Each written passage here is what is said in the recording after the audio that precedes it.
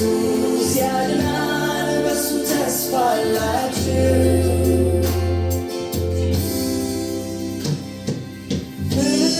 ብለው ልችለው ሕጉን ልተገብረው ታገልኩ ልሰራ የሱን ጽድቅ መስፈርት ልደርሰው ብለው ልሆነው ሰው መሆንን እንዳለው ተገኘው ሰው ከክብሩ ጎድዬ ሞቶኜ ስለማትችል እኔ ሆንኩት አለ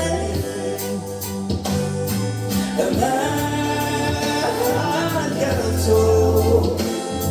ከራሱ አስታረቀኝ ስለማትችል እኔ ልክፈል ይቅርታን ሰጥቶ በጸጋው ቀረበኝ የዓለም ኃጢአተኞች እንኳን ደስ ያላችሁ ኢየሱስ ክርስቶስ መጥቷል ሊያድናችሁ የዓለም ኃጢአተኞች እንደኔ ያላችሁ ኢየሱስ ያድናል በሱ ተስፋ አላችሁ የዓለም ኃጢአተኞች እንኳን ደስ ያላችሁ። ሃሌሉያ! እንኳን ደስ ያላችሁ የዓለም ኃጢአተኞች። ኢየሱስ ተገልጧል ሁላችንም ሊያድን። ሃሌሉያ! እንዴት ናችሁ? ሰላም ናችሁ ወይ? ጌታ ይባረክ። ጌትሽ አዲስ ሰው እንግዲህ በሰዓት ተገኝቻለሁ። እንግዲህ እህታችን ዘሪቱ በጣም ጌታ የባረካት እህት ነች። ከሐዘኗ ተጽናንታ እንደገና እኛንም ደግሞ እያጽናናች ነው። በተለይ ደግሞ በዚህ ዓለም በኃጢአት ለሚኖሩት ኢየሱስ ክርስቶስ እንደመጣላቸው የሚናገር እንደገና አዲስ ብስራት ነው ይዛ የመጣችው። እንኳን ወደ ቻናላችን በሰላም መጣችሁ ላለው ለዚህ ፕሮግራም አዲስ ከሆናችሁ ጌትሽ አዲስ ሰው እባላለሁ። የዚህ ፕሮግራም አዘጋጅና አቅራቢ ነኝ። እንግዲህ ይሄ ፕሮግራም ኢየሱስ ክርስቶስ የፍቅር አምላክ እንደሆነ የሚናገር ፕሮግራም ነው። በዚህ ፕሮግራም ውስጥ ኢየሱስ ክርስቶስን ሴንተር ያደረጉ የተለያዩ ፕሮግራሞች ይተላለፋሉ። ዓላማው ሰዎች እንዲድኑ ነው። ሰዎች ወደ ኢየሱስ ክርስቶስ የፍቅር ሕይወት እንዲኖራቸውና የዘላለምን ሕይወት እንዲያገኙ ለማድረግ ነው። እንግዲህ እንኳን ወደ ቻናላችን በሰላም መጣችሁ ላለው እግዚአብሔር ቤተሰቦች፣ ቅድም እንደተናገርኩት እንግዲህ መዝሙሩም እንደተናገረው እንኳን ደስ አላችሁ ኢየሱስ ክርስቶስ መጥቷል ሊያድናችሁ የሚለውን እህታችን ዘሪቱ ከበደ ነች ያስተላለፈችልን እና ሁላችሁም የምታውቋት ይመስለኛል። እኔ በሷ ውስጥ ያለው ጸጋ እግዚአብሔርን አመሰግናለሁ። እንግዲህ ከእግዚአብሔር ጋር ያለን ህይወት ሁልጊዜ በትብብር የምንሄደው ህይወት ነው። ምክንያቱም ኮላቦሬትሊ ከእግዚአብሔር ጋር ሁላችንም አብረን የምንኖረው ህይወት ነው እና በመጀመሪያ ደረጃ እግዚአብሔር ጸጋውን ስለሰጣት እግዚአብሔርን አመሰግናለሁ። በሁለተኛ ደረጃ ደግሞ እሷም ያንን ጸጋ ተቀብላ ደግሞ ለዛ ጸጋ የሚገባውን ክብር መልሳ ስለሰጠች እግዚአብሔር እሷንም እንዲሁ አመሰግናለሁ ማለት ነው በእሷ ውስጥ ስላለው ጸጋ። እና ሁላችንም እንደምናውቀው እንግዲህ በጣም ከባዱ ነገር በዚህ ዓለም ላይ ሐዘን እና ሞት ነው። መጀመሪያ ሐዘን የሰው ልጅ በህይወት እያለ የሚሰብረው ነገር ቢኖር ሐዘን ነው። ሐዘን ሲመጣ ብዙዎቻችን ብዙ ነገር ነው ሉዝ የምናደርገው እና የመጨረሻው ነገር ሐዘን በሚከብድበት ጊዜ ህይወታችንን ነው ሉዝ የምናደርገው፣ ህይወታችንን እናጣለን ማለት ነው። ስለዚህ ሐዘን በጣም ከባድ ነገር ነው። ይሄንን ታዲያ ሐዘን ለማስቀረት ኢየሱስ ክርስቶስ ወደ ምድር መጣልን እና ለዚህ ነው ወንድማችን ጳውሎስ ምን አለ? ሁልጊዜ በእግዚአብሔር ምን ይበላችኋል? ደስ ይበላችኋል። ደግሜ እላለሁ በእግዚአብሔር ደስ ይበላችኋል። ምክንያቱም ደስታን የሚያጠፋብን ነገር ቢኖር ሐዘን ነው።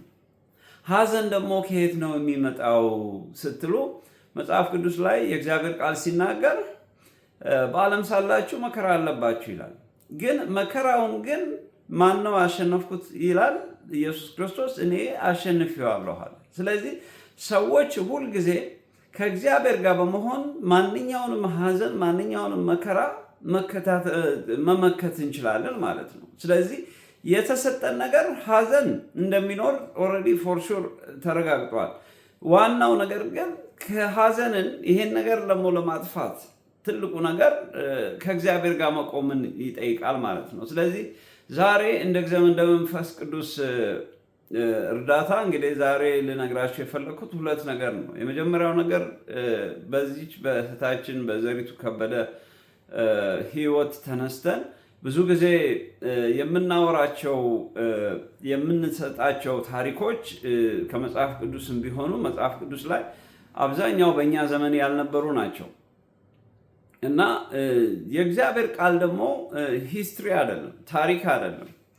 አሁን እኔና እናንተ በዚህ ደቂቃ በምንኖርበት በዚህ ደቂቃ በዚህ ሰከንድ ውስጥ የእግዚአብሔር ቃል አሁንም ይናገራል። ስለዚህ ማንኛውም ነገር ሲናገር እኛ የድሮ አድርገን ማሰብ የለብንም። ምክንያቱም የድሮ የሆነ ነገር ሂስትሪ ነው፣ በቃ አይደገምም።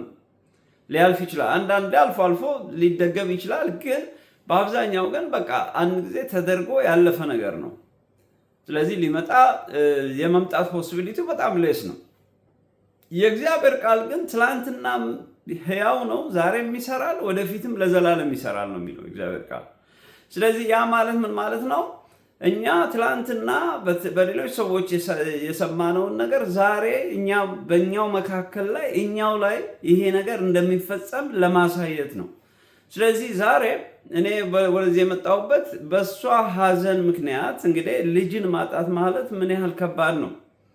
ምክንያቱም ሰዎች በጣም ከሚፈሩት ነገር ቢኖር ሞት ነው። ሁላችንም የምንፈራውና የሁላችንም ባላጋራ የሆነው ሞት ነው። ማንም ሰው ቢሆን ሞትን አይፈልገውም። ስለዚህ ከመሞት መሰንበት ይባላል አለም በእኛ አገር አነጋገር ራሱ ሰው ጥቅም ቢኖረውም ባይኖረውም ግን ከሚሞት ቢኖር ይቀለዋል። በቃ ይሄ ነው አእምሯችን ሁልጊዜ ሴታፕ የተደረገው ማለት ነው። ስለዚህ ምን ልላችሁ ነው? ታዲያ ይሄንን ሽሽት ታዲያ ሰዎች የተለያየ ነገር እናደርጋለን ይሄን ለመሸሽ። ግን አቅሙ አለን ወይ? አቅሙ የለንም። መጨረሻ ላይ መሄዳችን አይቀርም። ምክንያቱም ይሄ እውነት ስለሆነ ማለት ነው። እንወለዳለን፣ እናድጋለን፣ እናረጃለን። ከዛ በኋላ ወደማይቀረው ሞት እንሄዳለን።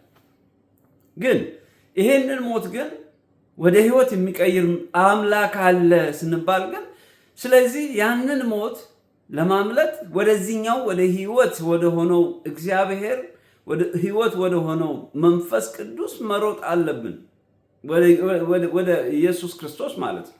ስለዚህ ዛሬ ይሄንን ሐዘን የሚያስረሳ ይሄንን ሞት የሚያስረሳ ኢየሱስ ክርስቶስ ዛሬም አለ። ዛሬም በዚህ ደቂቃ በዚህ ሰከንድ ላይ ሰዎች እንዲድኑ ይሄ እድል እየተሰጣቸው ነው። ለዚህ ነው እንኳን ደስ አላችሁ ኢየሱስ ክርስቶስ መጥቷል ሊያድናችሁ ብላ እህታችን የዘመረችው ነገር። ትላንትና ኢየሱስ ክርስቶስን አዳኝ አድርጋችሁ ያልተቀበላችሁ ሰዎች ዛሬ በሞት ነው እየኖራችሁ ያላችሁ። ስለዚህ ዛሬ የህይወት ቀን ይሁንላችሁ፣ ዛሬ የመዳን ቀን ይሁንላችሁ እያልኩ ነው። ስለዚህ መንፈስ ቅዱስ ሁለት ነገር እንድናገር ነው የፈለገው ዛሬ። የመጀመሪያው ነገር ኢየሱስ ክርስቶስ መጥቷል ሊያድናችሁ የሚለው በየቀኑ ኢየሱስ ክርስቶስ አጠገባችሁ ያንኳኳል፣ የልባችሁን በር ያንኳኳል፣ ሊገባ ይፈልጋል። ስለዚህ ክፈቱለት። ከእናንተም ጋር እራት ሊበላ ይፈልጋል። የእግዚአብሔር ቃል እግዚአብሔር ክርስቶስ ሊገባ ይፈልጋል፣ ከእናንተ ጋር አብሮ ሊኖር ይፈልጋል። ለዚህ ነው መጽሐፍ ቅዱስ ሲናገር ኢማኑኤል አለው። ኢማኑኤል እግዚአብሔር ከኛ ጋር ነው። ኢየሱስ ክርስቶስ ከኛ ጋር መጥቶ ከሰማይ ሰማያት ወርዶ ከድንግል ማርያም ተወልዶ ከኛ ጋር አብሮ ሊኖር ፈለገ። ስለዚህ ሁላችንም ሃሌሉያ ብለን ተቀብለነው ከሱ ጋር መኖር መቻል አለብን። ስለዚህ ዛሬ መልእክቱ የመጀመሪያው ነገር በክርስቶስ ማትኖሩ ኢየሱስ ክርስቶስን አዳኝ አድርጋችሁ ያልተቀበላችሁ ሰዎች ዛሬም የመዳን ቀን ይሁንላችሁ። እቺ ቀን ዛሬ ለእናንተ ነው የተሰጠችው። ስለዚህ ይሄንን ፕሮግራም ይሄንን ቻናል ኢየሱስ ክርስቶስ የፍቅር ንጉሥ ቻናልን የምትከታተሉ በዚህ ሰዓት በአጋጣሚ ዩቲዩብ ላይ ይሄንን ፕሮግራም የምታዩት የኔ አይደለም፣ መሴጁ ኢየሱስ ክርስቶስ ነው እየጠራችሁ ያለው። ግብዣው እሱ ነው። ዛሬም ላድናችሁ ከእናንተ ጋር አለሁ እያለ ነው። ስለዚህ ዛሬውኑ አሁኑን ወስኑ፣ አሁኑን ተቀበሉ። ምክንያቱም መጽሐፍ ቅዱስ ሲናገር በልቡም አምኖ በአፉም የመሰከረ ይድናል ነው የሚለው። ስለዚህ ኢየሱስ ክርስቶስ አዳኝ እንደሆነ ተቀበሉ። ምክንያቱም በዚህ ምድር ላይ ብዙ መከራ፣ ስቃይ፣ ብዙ አይነት ችግር ነው የምናየው። ስለዚህ ይህንን ችግር የመጀመሪያው ነገር ለመዳን ከዚህ አይነት ችግር ውስጥ ለመውጣት የሚያስፈልገ ምንድን ያላችሁኝ እንደሆነ ኢየሱስ ክርስቶስ ነው። ዓለም አጭበርባሪ ነው። በብዙ ነገር እያጭበረበረን እያታለለን ነው። ሰው ይመስለዋል። ብዙ ጊዜ ሰው የተለያየ ገንዘብ ሲያገኝ ፌመስ ሲሆን ታዋቂ ሰው ሲሆን ምናምን ነገሮች ሁሉ በዚህ ሁሉ የሚቀጥሉ ይመስለዋል። አይደለም። ጠላት ነው እያታለለ ነው ያለው። ስለዚህ እኔ ብዙ ዓመት ብዙ ቦታ ላይ ብዙ ዓመት ብዙ አገር ላይ ትራቭል አድርጌያለሁ።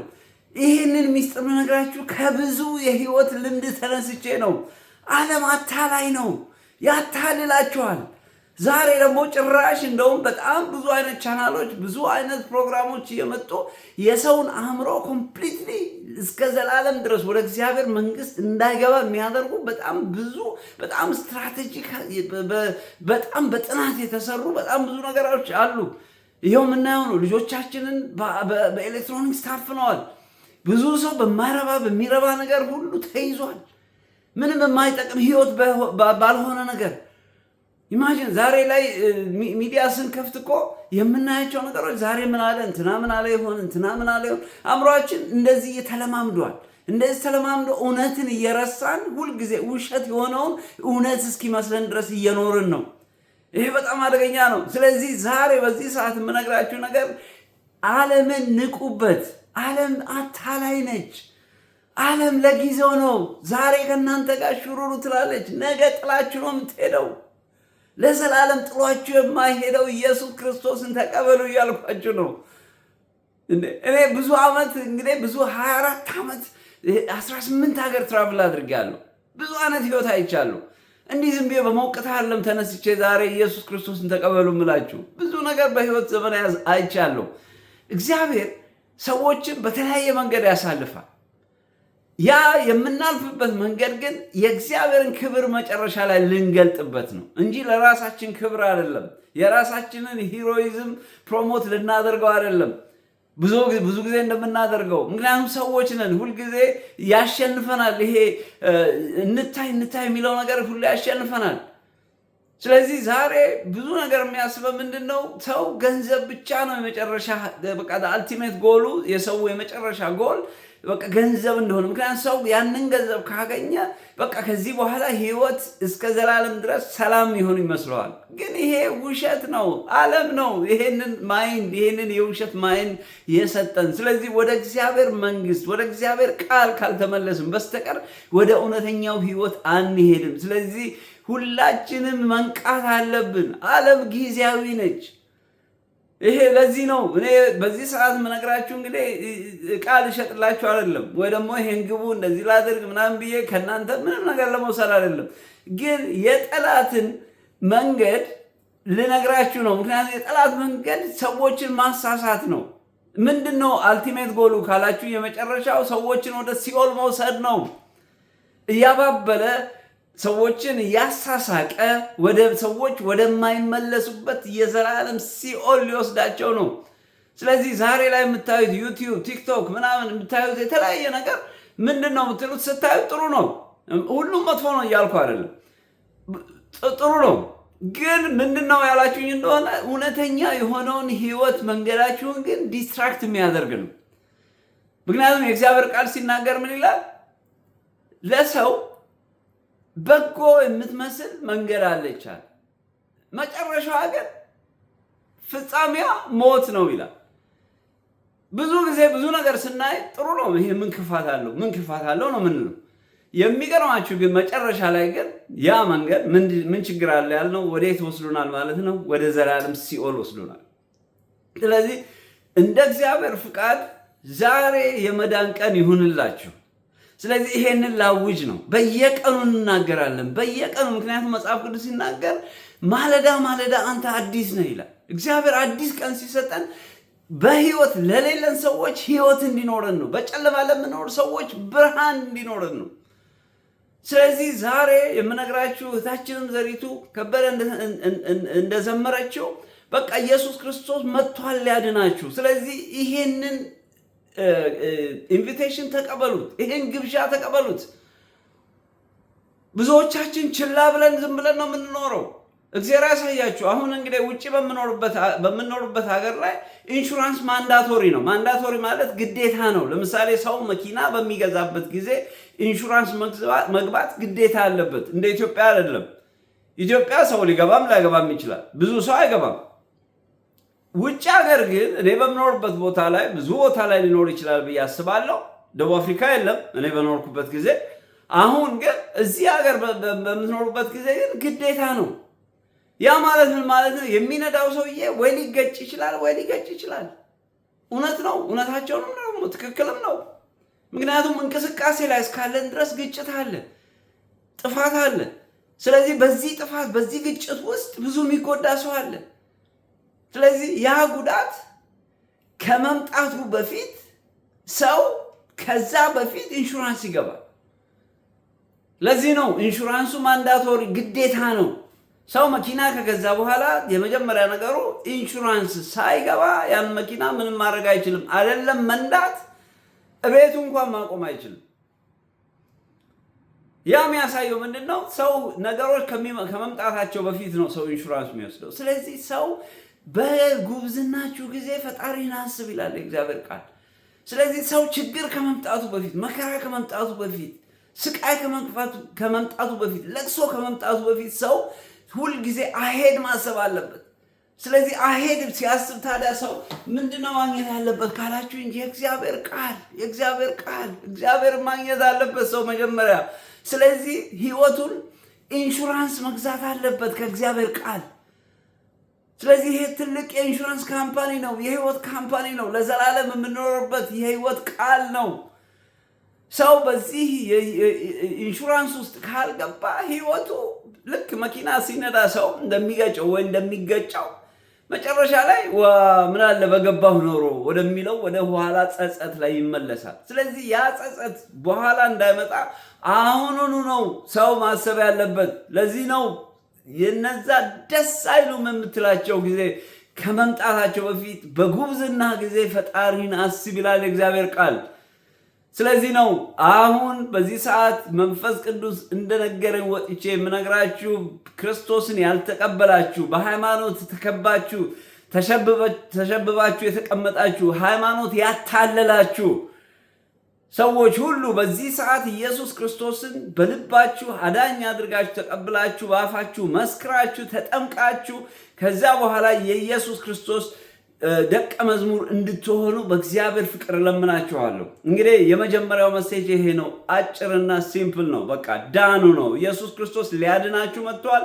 ስለዚህ ዳኑ ነው። ይሄ የዘላለም ህይወት መሴጅ ነው።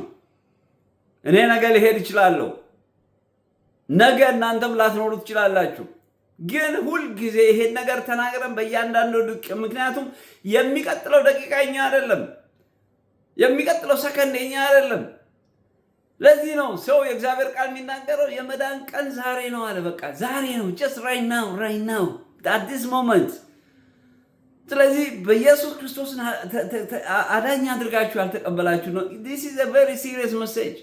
የህይወት መሴጅ ነው መነግራችሁ። ቀልድ ይመስለናል ብዙ ጊዜ። በቀልድ እኔም ራሴ አልፌዋለሁ። እኔም የነበርኩበት ስለነበረ ነው። ህዝቤ ማንቃት አለብኝ። ይሄ ነገር really is very serious። ብዙ ዓመት አይቼዋለሁ። ሰው ከእግዚአብሔር መንግስት ተለይቶ መኖር ማለት ልክ አትክልት እንዴት ነው ከውሃ ተለይቶ ወይ ከፀሐይ ብርሃን ተለይቶ ይጦልጋል። በቃ ህይወቱ ለተወሰነ ጊዜ ነው የሚቆየው። ከዛ በኋላ ሲደርቅ ሲወድቅ ታዩታላችሁ። ሰው ከእግዚአብሔር ጋር ከተለያየ ህይወት ያለው ሰው እንደዚህ ነው የሚሆነው። ስለዚህ የመጀመሪያው መሴጅ ይሄ ነው። በሁለተኛ መልእክቴ እንደምታውቁት እንግዲህ በምድር ላይ በምንኖርበት ጊዜ አንደኛው ከባዱ ነገር ሐዘን ነው። ሐዘን ሰዎችን ሊገድል የሚችል ፓወር ያለው። አንዳንድ ጊዜ ሰዎች በህይወት እየኖሩ ደስተኞች አይደሉም። ያ ማለት ምን ማለት ነው? በህይወት ዘመናቸው ውስጥ ሐዘን ገብቷል ማለት ነው። ያንን ደስታ የሚያጠፋ ሐዘን ገብቶባቸዋል። ስለዚህ እነዚህ ሰዎች ምንድነው ያስፈልጋቸው ያላችሁኝ እንደሆነ ደስታ ያስፈልጋቸዋል። ደስታ ደግሞ ዝም ብሎ ከየትም ቦታ ከሱቅ የምንገዛው ነገር አይደለም። ከሱቅ የምንገዛው ነገር አይደለም። ይሄ እውነተኛው የሆነው ደስታ፣ ትክክለኛው ደስታ፣ የሚያጽናናው ደስታ ከእግዚአብሔር ነው የሚመጣው። ለዚህ ደግሞ ቅድም እንዳልኳቸው እንግዲህ ብዙ ጊዜ የብዙ ሰዎችን መጽናናት ሰምተናል። አሁን ደግሞ በዚህ ሰዓት ይዤላቸው የመጣሁት የዘሪቱ ከበደን መጽናናት ከእግዚአብሔር ጋር መኖር እንዴት ሰዎች እንደሚያጽናና እሷ ሺ ኢዝ ኤ ሊቪንግ ዊትነስ ፎር አስ። አሁን ከኛ ጋር አጠገባችን ያሉት ሰዎች ምስክር ነች። እግዚአብሔር ይባረክ እሷ ውስጥ ስላለው ጸጋ። እግዚአብሔር የተባረከ ይሁን። እኔ በጣም ነው ማከብራት። ምክንያቱም ለምን ኢየሱስ ክርስቶስን አምና በእውነት በትክክል ደግሞ የተፈተነ ክርስትና ይሄ ነው። ክርስትና ብዙ ጊዜ ሰዎች በምንፈተንበት ጊዜ ይሄ አሁን ዘራፍ የምንለው ነገር ሁሉ ከአጠገባችን የሚጠፋበት ጊዜ አለ። እግዚአብሔር ይባረክ። እኔ የኢየሱስ ክርስቶስን ማዳን ያወቅኩበት እኔ ራሴ በችግርና በመከራ በስቃይ በነበርኩበት ጊዜ ነው። ያ ደግሞ አሁን የተመቻቸ ቦታ ላይ ስደርስ ታሪኬን ተናግሬያለሁ። ከ24 ዓመት በኋላ ነው አሁን ራሱ ፓስፖርት ያገኘሁት። አሁን ነው ዜግነት ያገኘሁት፣ የካናዳን ዜግነት። ከዛ በፊት የሰማያዊ ዜግነት አግኝቻለሁ። ከዛ በፊት የኢትዮጵያ ዜግነት አለኝ። ሶስተኛውን የሰማያዊ ዜግነት የካናዳን ዜግነትና ፓስፖርት አገኘው ብዬ ዩቲዩብ ላይ ወጥቼ ተናግሬያለሁ። ይሄን ያደረኩበት ለምንድን ነው? ብዙ ጊዜ የምናልፍበት ነገር ብዙ አስቸጋሪና አደጋች ነገሮች አሉ። በዛ ጊዜ ወጥተን የምንናገርበት ጊዜ ኢነርጂም የለንም። ኃይል ስናገኝ ነው የምንወጣው። የሚገርመው ነገር ግን እግዚአብሔር በችግር ጊዜ እግዚአብሔር ከእናንተ ጋር ሆኖ ያጽናናን ሰዎች ሁልጊዜ ያንቺን ጊዜ መርሳት የለብንም። ለምን? እኛም ደግሞ ወጥተን ሌሎችን ማጽናናት ማገዝ አለብን። ስለዚህ እግዚአብሔር ይባረክ። እህታችን ዘሪቱ ላይ ያለው መንፈስ በጣም ነው ደስ ያለኝ። ለምን? ትላንትና እንግዲህ አስቡ፣ ልጅን የሚያክል ነገር አጥቶ እንደገና ያንን ሐዘን ኦቨርካም አድርጎ እንደገና ሌሎችን ለማጽናናት መቀበል። ኦ ሃሌሉያ! እግዚአብሔር ይባረክ። እህታችን ውስጥ ስላለው መንፈስ ሁላችንም እንደዚህ ልንሆን ይገባል። ስንነካ ብቻ አይደለም፣ ወይ ደግሞ ሳንነካ ነገሮች ሲመቻቹልን ብቻ አይደለም ሃሌሉያ የምንለው። በችግር በመከራም ጊዜ ኢየሱስ ክርስቶስ እውነት ነው ብለን መናገር ኃይል እንዲኖረን ያስፈልጋል። ስለዚህ ይሄንን ስንናገር ነው እውነትም ሌሎቹ በዓለም ያሉ ሰዎች እውነትም እነዚህ ሰዎች የሚሉት እውነት ነው፣ ኢየሱስ ክርስቶስ እውነትም በሐዘን ጊዜ ያጽናናል ብለው እኛን የሚያምኑ። ስለዚህ አሁን ከሐዘን ጋር የተያያዘና እህታችን ላይ ስለነበረው እንትን መጽናናት ለመናገር ፈልጌ ነው። ምክንያቱም ብዙ ጊዜ እኛ የሌሎችን ሰዎች ታሪክ ነው የምንናገረው፣ የራሳችንን ግን ያለፍንበትን ግን በህይወት አልፈን ስንናገር ያ በጣም ለብዙዎቻችን ሲሪየስ የሆነ ትምህርት ይሆናል ብዬ ስለማስብ ነው። ስለዚህ ትላንትና በዓለም ሆና ስትዘፍን ሰምተናታል። በኋላ ላይ ጌታ ገብቷት እንደገና ለጌታ መዘመር ጀመረች። ከዛ በኋላ ደግሞ የደረሰባትን ሐዘን እናውቃለን። ከዛ በኋላ ደግሞ ይሄን ሁሉ እንትን አድርጋ ከዚህ ሐዘን ተጽናንታ እንደገና እሷም ከሐዘኗ ወጥታ እንደገና ሌሎችን ለማጽናናት ኢየሱስ ክርስቶስ መጥቷል ሊያድናችሁ ብሎ መናገር፣ ዋው! እግዚአብሔር ካልሆነ በስተቀር ይሄ በሰው እኛ ለማሰብ በጣም ከባድ ነው። ስለዚህ ዛሬ ይሄን በተመለከተ መጽሐፍ ቅዱስ ላይ እንደዚህ አይነት ሰዎች ነበሩ። እንግዲህ እኔ የምናገረው ዓለም ላይ ስላሉት ሰዎች ብቻ አይደለም፣ የግድ ከመጽሐፍ ቅዱስም፣ ምክንያቱም ዋናው ነገር ከእግዚአብሔር ቃል ስለሆነ ነው ምንጩ። ስለዚህ ብዙዎቻችን እንግዲህ ምናልባት መጽሐፍ ቅዱስ የምናውቅ ሰዎች በእንደዚህ በሐዘን በጭንቀት ካለፉት ሰዎች በጣም የመጀመሪያው ሰው ነው ብለን የምናምነው ኢዮብ ነው።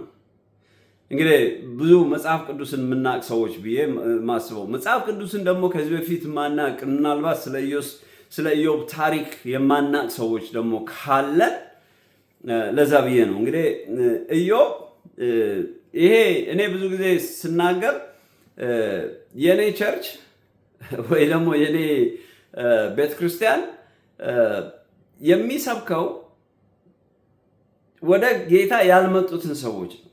እኔ ቤተክርስቲያን ውስጥ ሆኜ አይደለም አሁን በዚህ ሰዓት እየሰበኩ ያለሁት። የኔ ኦዲየንሶቼ ሊሆኑ ይገባቸዋል ብዬ የማስበው በዓለም ያሉት የጠፉት የእግዚአብሔር በጎች ነው። ስለዚህ ሁልጊዜ እነሱን ታርጌት እያደረኩ ነው ስናገር። አንዳንድ ጊዜ ይሄማ እናውቀዋለን ሊል ይችላል በጌታ ያለ ሰው።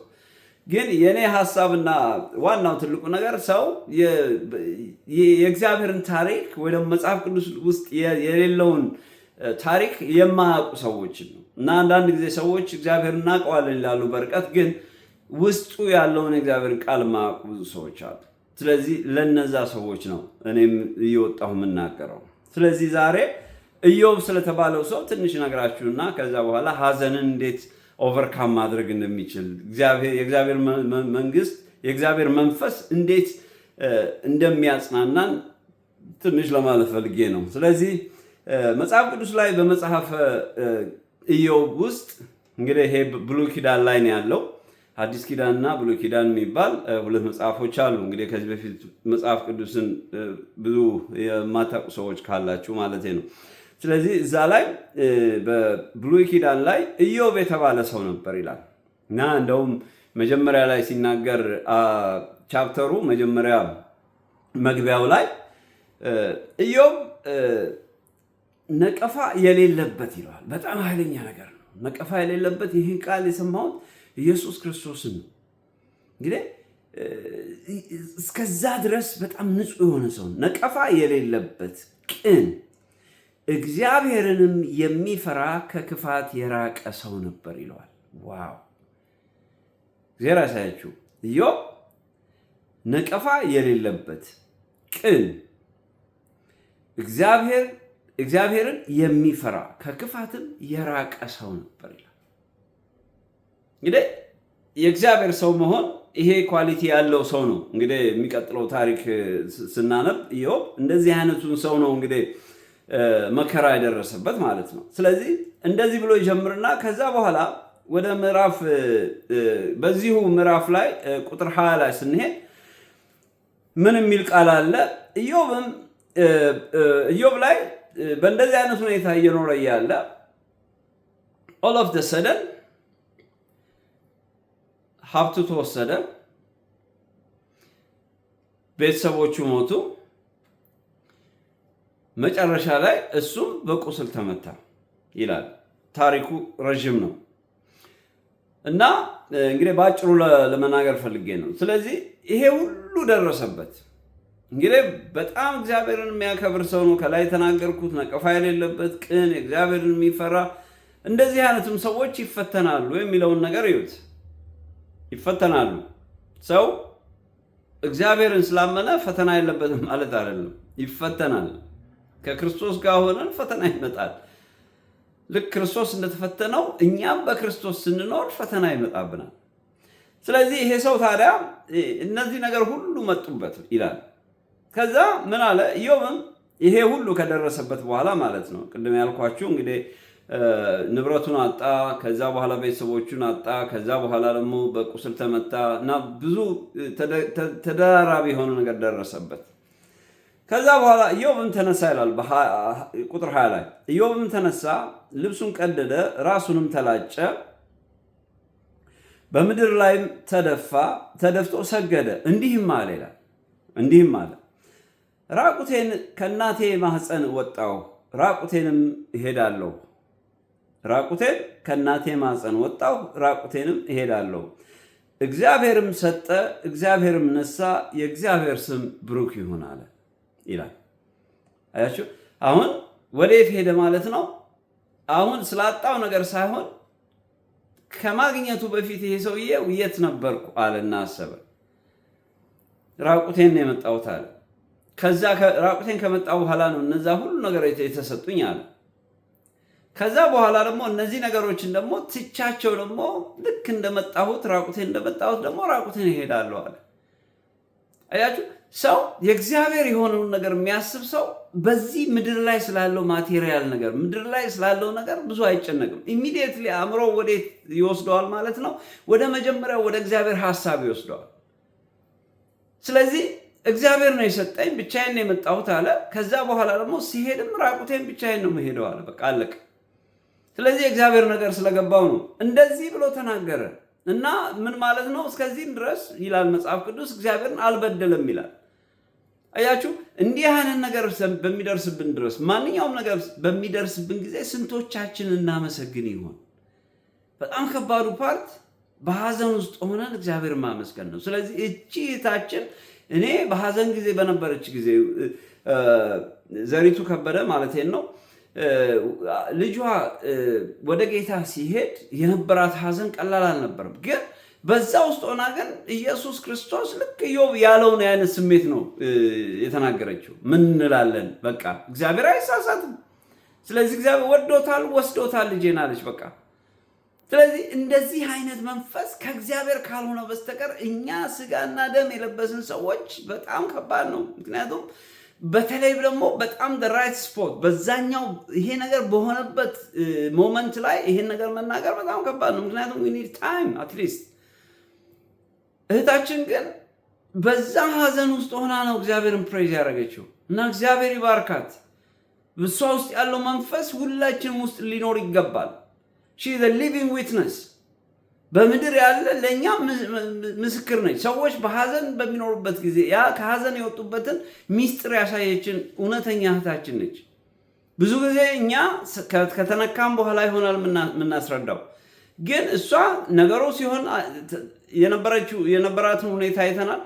ከዛ በኋላ ጊዜ ወሰደች፣ እግዚአብሔር አጽናናት። ከዛ በኋላ ከሐዘኗ ተጽናንታ እንደገና ሌሎችን ለማጽናናት እንደገና በአዲስ ኃይል ስትመጣ ማየት ዋው በጣም ደስ የሚያሰኝ ነው። ስለዚህ ይሄ ትልቅ ትምህርት ስለሚሆን ነው። እና ኤኒዌይ አሁን ወደ ኢዮብ ታሪክ ልምጣ እና ኢዮብ ልክ እንደዚህ አለ ማለት ነው። ኢዮብ እንግዲህ እኛ ያላየነው እንትናችን በአይናችን ያየነው ሰው አይደለም፣ የእኛም ዘመን ሰው አይደለም። መጽሐፍ ቅዱስ ላይ የተጻፈ ነው። ዘሪቱ ግን በእኛ ዘመን አሁን ከእኛ ጋር አብራ ያለች እህታችን ነች። ስለዚህ መጽሐፍ ቅዱስ የሚናገረው ትላንትና ስለተናገረው አይደለም፣ አሁን በህይወት ስላለነው ሰዎች ነው የሚናገረው። ስለዚህ ፕራክቲስ ልናደርገው ይገባል። ኢዮብ ታሪክን ተናግረን የኢዮብን ታሪክ ተናግረን እኛ እንደ ኢዮብ አክት ማናረግ ከሆነ ዩዝለስ ነው። ምንም የሚጠቅመን ነገር የለም። በቃ ታሪክ ነው የሚሆንብን፣ ሃይማኖት ነው የሚሆንብን።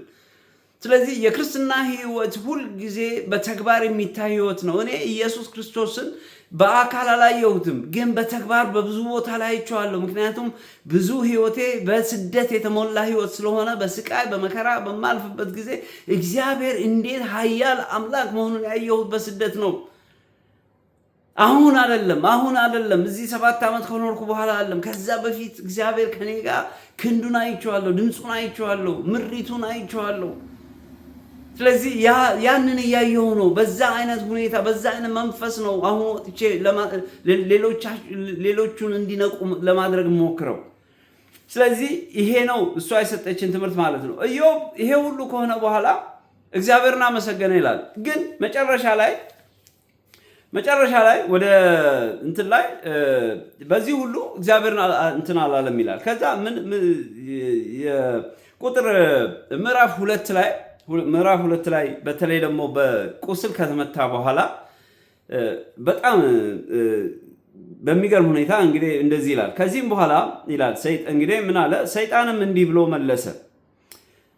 እግዚአብሔር እንግዲህ አሁን ማነብላችሁ ከመጽሐፈ ኢዮብ ምዕራፍ 2 ከቁጥር 3 ጀምሮ ነው ማነብላችሁ እና ይሄንን ማነብበትን ፖይንት ነግራችኋለሁ። እግዚአብሔርም ሰይጣንን አገልጋይን ኢዮብን ተመለከትከው እንዴ? ተመለከትከው? በምድር ላይ እንደርሱ ነቀፋ የሌለበት ቅን እግዚአብሔርን የሚፈራ ከክፋት የራቀ ሰው የለም። ያለ ምክንያት እንዳጠፋው ብታውቅም ይህም ፍጹምነቱን እንደጠበቀ ነው። እንግዲህ ብዙ ነገር ቢጠፋበትም ፍጹምነቱን እንደጠበቀ ነው ብሎ እግዚአብሔር መሰከረለት። እንግዲህ ይሄ የተናገረው 3 ነገር ካጣ በኋላ ነው። 3 ነገር ያልኩት ምንድነው? የመጀመሪያ ነገር ንብረቱን አጣ። ከዛ በኋላ ቤተሰቦቹን አጣ። ከዛ በኋላ ሁለት ነገር ካጣ በኋላ ነው። ከዛ ሶስተኛው እንትን ላይ በቁስል ሲመታ ነው ማለት ነው። ስለዚህ በቁስል ከተመታ በኋላ እንግዲህ ይሄኛው ቁጥር 4 ላይ የሚናገረው ምንድነው? ሰይጣንም እንዲህ ሲል መለሰ። ምክንያቱም እግዚአብሔር ሁለቱን እንትን አለ። ሁለት ነገር ሲመጣበት ምን አለ?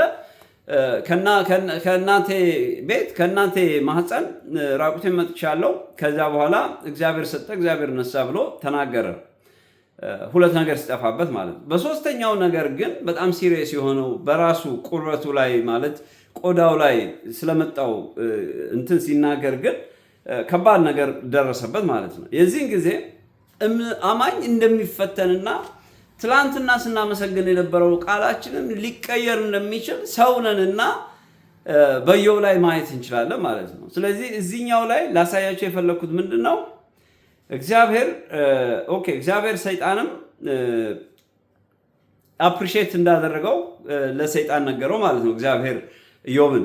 ከዛ በኋላ ሰይጣን ግን ምንድን ያለው? ሰይጣንም እንዲህ ሲል መለሰ ይላል። ይሄ ቁጥር 4 ላይ ነው። ምዕራፍ 2 ቁጥር 4 ነው እያነበብኩ ያለሁት እና ምን አለ? ሰይጣንም እንዲህ ሲል መለሰ፣ ቁርበት ስለ ቁርበት ነው እንዲሉ ሰው ለሕይወቱ ሲል ያለውን ሁሉ ይሰጣል። እስቲ እጅህን ዘርግተህ አጥንቱንና ስጋውን ዳስ፣ በእርግጥ ፊት ለፊት ይሰድብሃል። ሰይጣን ነው ለእግዚአብሔር ይሄንን የሚለው።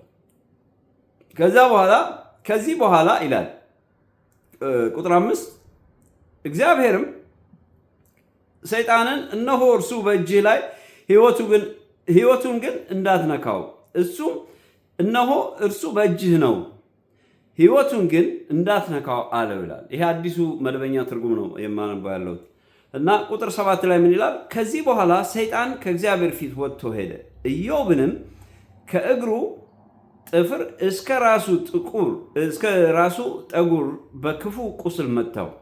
ኢዮብንም ገላውን ለማከክ ገል ወሰደ፣ በምድርም ላይ ተቀመጠ ይላል። ከዚህ በኋላ እንዲህ አይነት ሚስት አይስጣችሁ፣ እግዚአብሔር ይሰውራችሁ ከእንደዚህ አይነት ሚስት። ሚስቱም አሁንም ታማኝነትህን አልተውከውም እንዴ? ይልቁንም እግዚአብሔርን ርገምና ሙት አለችው ይላል። ከዛ እርሱም ምን አለ? አነጋገርሽ እንደማታስተውል ሴት ነው። መልካሙን ነገር ከእግዚአብሔር ዘንድ ተቀበልን፣ ክፉንስ አንቀበልም እንዴ አላት ይላል። ዋው! በዚህ ሁሉ ኢዮብ በንግግሩ አልበደለም ይላል። እንግዲህ ይሄ ሁሉ መጣ። ሚስቱም ተሳድብና ሙት፣ በቃ ከዚህ በላይ ምን ጠብቃለህ ብላ በጣም በእግዚአብሔር ላይ በጣም መራራ ሆነች ማለት፣ በጣም ተናደደች፣ ተበሳጨች። እንግዲህ ይሄ ሰው ባህሪ ነው። ግን በዚህ ሁሉ ግን ኢዮብ እግዚአብሔርን አልበደለም ይላል። ከዛ ነገሮች በጣም እየገፉ ሲመጡ በጣም የሚገርመው ነገር ምዕራፍ 3 ላይ ስቲል ሬዚስት ሲያደርግ የነበረው ከዚህ በኋላ ኢዮብ አፉን ከፍቶ ይላል። እንግዲህ ምዕራፍ 3 ነው ማነበው፣ መጽሐፈ ኢዮብ ምዕራፍ 3።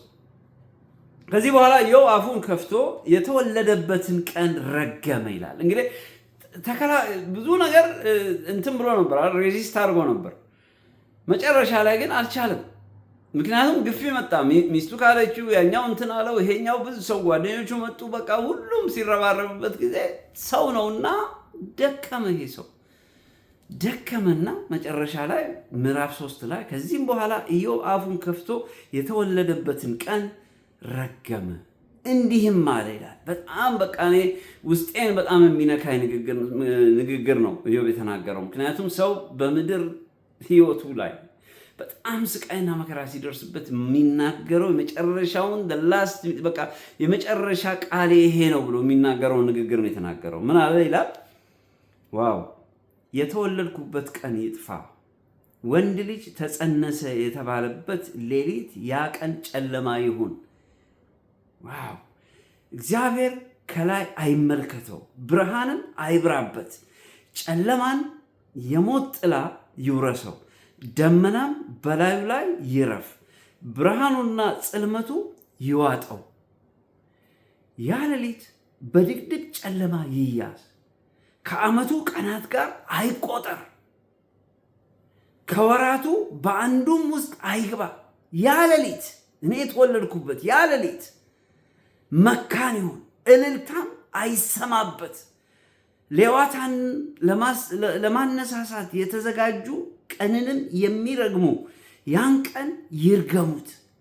አጥቢያ ኮከቦች ይጨልሙ፣ ብርሃንን እየጠበቀ ይጣ። የንጋት ጮራ ሲፈነጥቅ አዬ፣ መከራን ከዓይኔ ይሰወር ዘንድ የእናቴን ማኅፀን ደጅ በላዬ አልዘጋምና። ምን ነው ገና ስወለድ በጠፋው፣ ምን ነው ከማኅፀን ስወጣ በሞትኩ። የሚቀበሉኝ ጉልበቶች፣ የሚያጠቡኝ ጡቶች ለምን ተገኙ? ይህን ጊዜ በሰላም በተኛው፣ እንቅልፌም በጠፋ ነበር ይላል። ዋው ይልና ይቀጥላል። በጣም ዘግናኝ ቋንቋ ነው የሚናገረው። የመጨረሻ በቃ ሰው እኔ እንጃ እኔ ቃሉን ራሱ እንዴት እንደመረጠው በጣም ይገርማል። እና ሰው ነውና ይሄ ሰው ዛለ። ከዛ ትላንትና እግዚአብሔር ሰጠ እግዚአብሔር ነሳ ሲል የነበረ ሰውዬ ትንሽ ከሄደ በኋላ አልቻለም፣ ደከመ። ከዛ በኋላ መራገም ጀመረ። ታሪኩ ለምንድን ነው ይሄን የምላችሁ? ሰው ይዝላል፣ ይደክማል። ኢዮብ በነበረበት ጊዜ መንፈስ ቅዱስ አልነበረም። እኔና እናንተ ባለንበት ጊዜ ግን ኢየሱስ ክርስቶስን ከተቀበልን ያ መንፈስ ቅዱስ ከኛ ጋር አለ። ምክንያቱም ይሄ መንፈስ ቅዱስ የሰጠን ኢየሱስ ክርስቶስ ነው። ለዚህ ነው እኔ ብሄድ ይሻላችኋል፣ መንፈስ ቅዱስን ልክላችኋለሁ፣ እሱም ወደ እውነት ሁሉ ይመራችኋል አለ። አጽናኛችሁም እሱ ነው አለ። ስለዚህ መንፈስ ቅዱስ ተሰጥቶናል። እኛ ከኢዮብ የተሻልን ሰዎች ነን። ኢዮብ ደከመ፣ አልቻለም። መራገም ጀመረ፣ በአንደበቱ ተራገመ። ምን ነው ለምንድን ነው እግዚአብሔር የፈጠርከኝ አለ። አያችሁ፣ ሰው ይሄድና ይዝላል። እህታችን እኔ ከኢዮብ ጋር ላወዳድራት አይደለም ልላችሁ የፈለኩት፣ ግን ሰው የእግዚአብሔር ጸጋና የእግዚአብሔር መንፈስ ሲኖረው ግን ቶሎ ከወደቀበት የሚያነሳው ቶሎ ሊፍታፕ የሚያደርገው አለ። ኢዮብም ወድቆ አልቀረም፣ ተነስቷል። እግዚአብሔር እንደገና በእጥፍ ባርኮታል። ያ ማለት ምን ማለት ነው? በሕይወት ዘመናችን ላይ እንዲህ አይነት ነገር ይፈጠራል። ስለዚህ ኢየሱስ ክርስቶስን ያልተቀበልን ሰዎች ምናልባትም እንደ ኢዮብ እድል አግኝተን ላንነሳም እንችላለን። ስለዚህ በተቻለን መጠን የኢየሱስ ክርስቶስ መንፈስ ሲኖረን መንፈስ ራሱ ያነሳናል። መንፈስ እኮ ማነው